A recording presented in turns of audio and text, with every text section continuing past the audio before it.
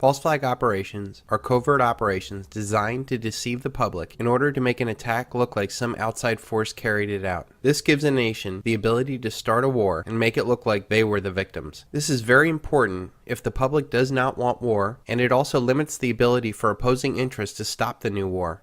Any opposition, foreign or domestic, would immediately be put in the same category as those that they claim did the false flag. You're either with us or you're with the enemy. False flags do not happen very often, but when they do, they change the paradigm we operate in. We all see how the world has been changed forever after 9/11. Before 9/11, we would not have put up with such a loss of privacy and a loss of liberty, much less a decade of war looking for weapons of mass destruction or men in caves. Those weapons of mass destruction got to be somewhere. Nope, no weapons over there. Maybe under here. With the supposed death of Osama bin Laden and the supposed end of military actions in Iraq, I feel the decks are cleared for the next big event. Historically, false flags are military in nature, but I feel going forward they will morph into something much worse. Every system built on debt needs constant debt to be created, or the system implodes. If the criminal elite can expand the debt system through asset bubbles, then all is well. But what happens if they can't get more debt created? They need to either steal other assets to provide capital for the system, or they need a reason to create massive debts that the masses will sacrifice for. Wars do both. With war, the criminal elite can confiscate the natural resources of other nations and provide the context to create massive amount of new debt. Our paradigm is failing, and there is no fixing it. There is so much inequity built into the system at every level. The only answer is for a complete collapse. This collapse will leave a generational scar so large that humanity might never consider again fractional reserve banking or the war machine it enables. Until that collapse, the criminal elite will do what they have always done: create more debt and more wars. The criminal elite see their power paradigm collapsing on its own cancerous self. A silver default, debt ceiling doom, dollar collapse, peak oil, or whatever leads ultimately to the end of the Anglo-American petrodollar financial paradigm. The Anglo-American elite might need to pull off 3 false flags in order to fail forward. This might include the typical military false flag, an economic false flag, and an informational false flag. These dramatic measures will seem necessary to the criminal elite, and the horrific toll on humanity will be justified in their minds. This societal upheaval will be time for the criminal elite to settle all the threats to their power paradigm, much like the end of Godfather 1. The first of the 3 threats to their power is the death of the dollar. The dollar is the basis of all the criminal elite's power. Without it, or an equivalent of it, they have no means to create debt that enslaves nations, states, corporations, and citizens of the world. This debt money provides the criminal elite an unlimited checkbook to fund the world's most powerful military that controls the world's natural resources so that their corporations can harvest them. It also protects the shipping lanes that transports the rest of the world's trade. This debt money also buys political power for which the elite rig the game in their favor. And finally, the criminal elite used their money to own all the major media in order to distract the masses from the real problem in the world, the debt-based banking system, and the paradigm it finances. It is no secret that the dollar is going to die. It is a mathematical inevitability. Nothing can stop the ultimate collapse of the dollar. Our monetary system is based on debt, and in order for it to work, more debt needs to be created every year in excess of the debt and interest accrued the year before. If it does not happen, there will be a massive wave of defaults that would suck the system dry in a few weeks. The elite don't necessarily care if the dollar lives or dies. They just want to control the world's currency. They would ultimately like to have a global international currency that would be far away from pesky national politicians. So if the dollar is doomed, how can the criminal elite fail forward? They can create a financial crisis so incredible that desperate people would beg the elite to make the pain stop. They did this in 1907 to set the stage for the Federal Reserve. They did this in 2008 when they held up America for $700 billion. They will do it again and use the line of stability as the main reason why we should accept their new corrupt plan. I don't think that they could pull off something this large without a much larger distraction to silence the masses. The only thing big enough to scare the masses under the protective hug of the elite is another world war. This war can put an end to another threat of the current world order, the anti-hegemon. Non-Anglo-American nations like China, Russia, Iran, Venezuela, among others, have been gaining an incredible amount of power. I call these group of non-Anglo-American powers the anti-hegemon, as they have no uniting ideology, race, or religion, other than standing in opposition to the hegemonic power of the Anglo-American Empire. The anti-hegemon nations have so much to gain from a retreat of the Anglo-American Empire from the world stage. Countries like China, Russia, Iran, Venezuela, India, and many more, to a lesser extent like Japan, Korea, Germany, and France, have been on the losing end of the Anglo-American Empire for over a century. These nations have a history of Anglo-American losses like the Cold War, Opium Wars, Operation Ajax, the CIA attempted coup of Chavez, British colonization of India, apartheid, Hiroshima, the closing of the gold window by Nixon, and Waterloo. These are only some of the examples the Anglo-American elite have used in the past to ensure their supremacy. The Anglo-American elite have used every form of deceit to change or cheat the rules in pursuit of world domination. I believe the most likely event for a military false flag will be an American ship sunk in the Strait of Hormuz, supposedly by the Iranians. In order to understand this, it is imperative to understand the petrodollar. After Nixon took the dollar off the international gold standard, the Anglo-American elite devised a way to back the dollar with oil. Without going into too much detail, the plan was simply for their Arab partners to raise the price of oil dramatically and only sell their oil for dollars. They would then recycle all of those dollars back into the Anglo-American financial centers. So if you ever wondered why the Arab nations that called us the Great Satan gave us all their dollars, you now know why. The defense of this petrodollar standard has led us to invade Iraq when Saddam Hussein sold oil for euros, and Gaddafi in Libya when he proposed that he and other nations sell their oil for the new gold dinar. This is also why so many sanctions have been put onto Iran. The Iranians opened up their oil bourse in 2008 to sell their oil for anything but the dollar. An attack on an American warship would be exactly what Dick Cheney plotted to do in 2008 before he left office. Here is an insider's account of that meeting from the famed journalist Seymour Hersh. That a few weeks later, a meeting took place in the vice president's office. Quote, the subject was how to create a casus belli between Tehran and Washington, he said. What you're writing there is that Cheney, there was a meeting in the White House where Cheney presided over, looking to cook up the next war, a false war based on false intelligence. Among the items considered and rejected, which is why the New Yorker did not publish it, on grounds that it wasn't accepted.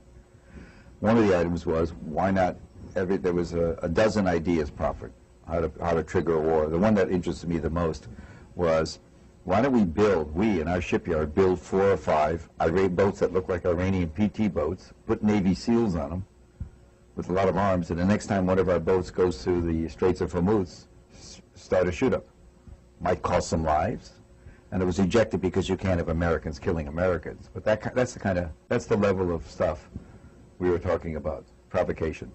I don't even think that it would necessarily be an American that pulls off this attack on the American ship. If you look at who's been pushing for a war with Iran the most, it is Israel, and the neocons that got us into the last war. They proudly talk about how they get us to fight their wars.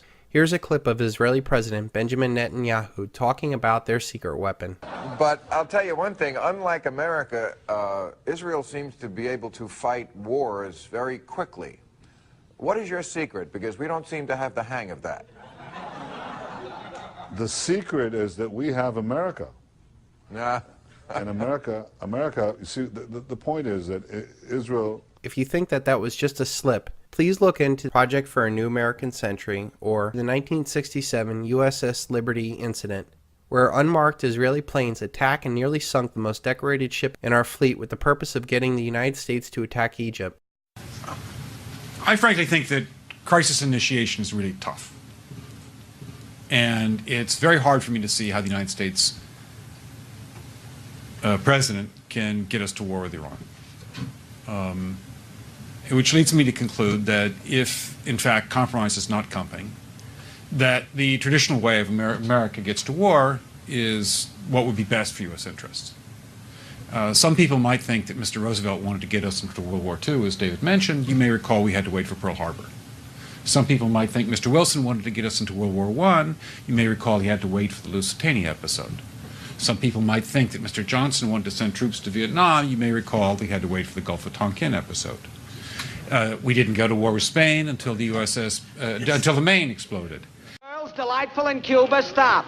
could send you prose poems about scenery, but don't feel right spending your money. Stop. There is no war in Cuba. Signed, Wheeler. Any answer? Yes, dear Wheeler, you provide the prose poems. I'll provide the war.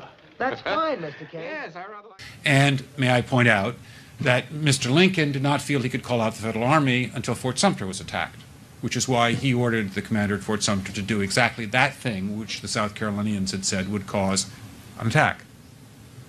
So if, in fact, the Iranians aren't going to compromise, it would be best if somebody else started the war. One can combine other means of pressure with sanctions. I mentioned that explosion on August 17th. We could step up the pressure. I mean, look, people, Iranian submarines periodically go down. Someday one of them might not come up.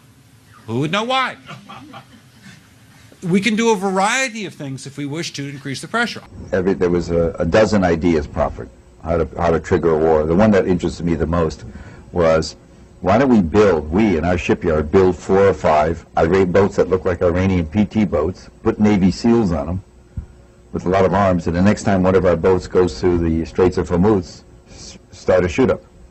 But I'm just suggesting that this is not a either-or proposition. It's just sanctions has to succeed or other things. We are in the game of using covert means against the Iranians. We could get nastier at that.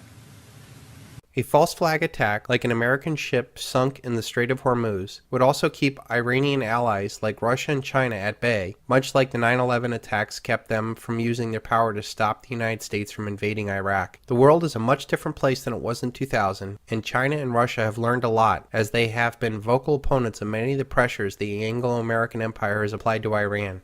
If China does rise in opposition, that would be something the Anglo-Americans could easily turn the American public onto them too. Our horrible economic conditions are directly responsible to those that own and control our paradigm, the criminal elite in Washington and Wall Street. That being said, the criminal elite will blame all of the problems on anything else in the world except for them. China could have purposely been made into a threat only to take them down in the future. Let me first state that I am no fan of China. Their elite have human rights violations against their own citizens that would make you sick to your stomach. But let's be honest, China would not be a threat if our criminal elite did not build them up in the first place. Our military-industrial complex needs an enemy to justify their war machine. The war on terror was a good ride, but after almost a decade, it's getting a little old. Our banking system needed another country to buy our paper Ponzi scheme, and China became the most obvious target after Japan gorged itself on our debt. Our elites made deals with the Chinese elites to move our manufacturing overseas to use their slave labor and pollute their environment. The Chinese communists got all the technology and manufacturing and dollars to build up China as a threat.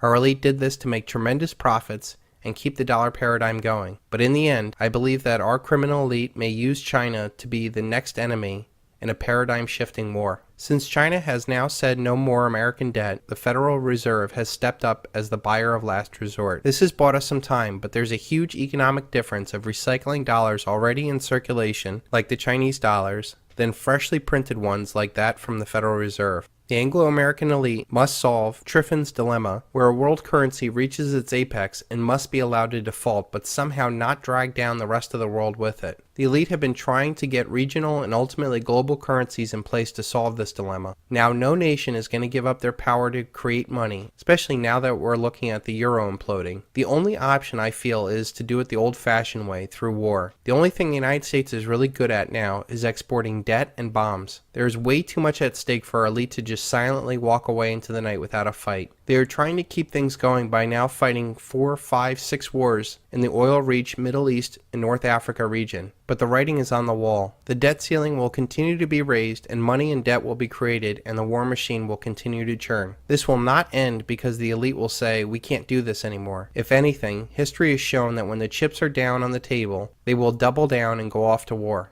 The destruction of the dollar will either be the cause of war, or war will be the destruction of the dollar. If there is an economic false flag, like a massive treasury sell-off, then it could be a cause of war with China. Or if there is a military false flag, it will cause the dollar's destruction and force introduction of a new monetary paradigm, possibly a global currency. The elite will use this upheaval to destroy any competitors. In the smoking aftermath of the war, they will impose a new paradigm based off of the same destructive seeds of the old paradigm. There is a third threat to the elite's power paradigm that can and should stop all of this. Freedom of information. There is no doubt the internet has gotten away from the criminal elite and that their lies have been exposed. Small sites all over the internet have shown over and over again that the emperor has no clothes. I can see an informational false flag to coincide with the economic and military false flag. They can falsely blame China or domestic groups like Anonymous for massive internet shutdowns. I believe that big corporations will still have a functioning internet, but small informational sites will be shut down for sake of quote-unquote national security.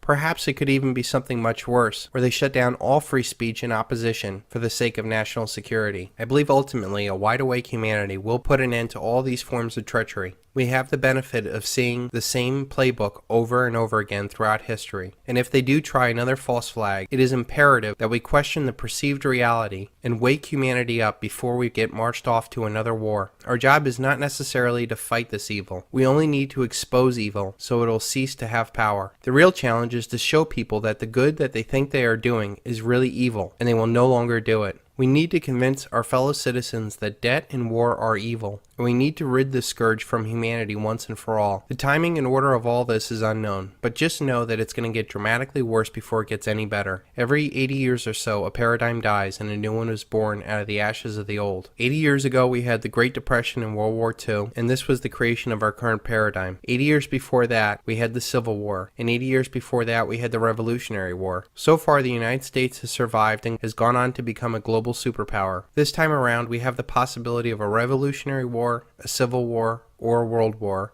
or a combination of all three. There is nothing in writing that says America will go on forever. In fact, given our horrible record on debt and war, this system deserves to die an awful death, so that humanity will never go back down this path again. Only then can we go about creating a new paradigm, one that resonates with who we are, built upon peace and understanding.